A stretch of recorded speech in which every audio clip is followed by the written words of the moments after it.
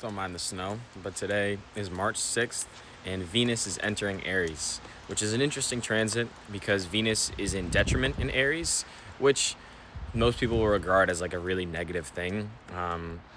It just means that there's not a natural affinity between this planet and the sign.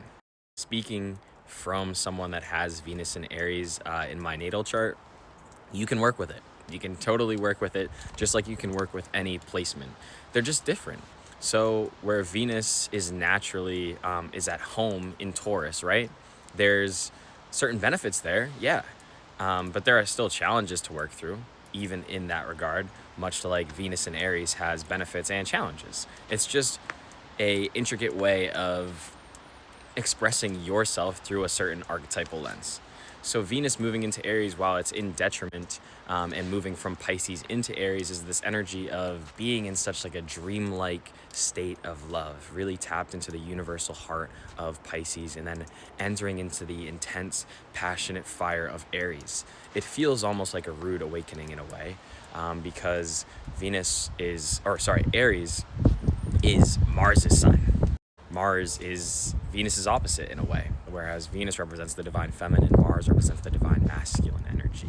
And so this is the feminine in a place where it feels a little out of sorts. Take heed. Of course, there is a guiding energy in this. We have Venus conjunct Neptune tomorrow and conjunct Saturn on Sunday. So the conjunction to Neptune, which I'll talk about, obviously tomorrow more, is kind of this guiding energy to usher in or ease into this Aries energy because Neptune represents that kind of Pisces feel as well. And then we head into the Saturn conjunct with Venus is providing this kind of protective structure so that Venus can fully embody and become more attuned to this intense fire that it's now moving into, from the Pisces emotional dreamlike waters into rebirth and like this flame that is birthing this new passion. Aries is the first sign. Aries is the initiator, it's the spark. And so it's going from the collective heart into individuality. So the question here is, can you still be tapped into unconditional love and love for all from a collective sense while still loving in the way that you know you do it best?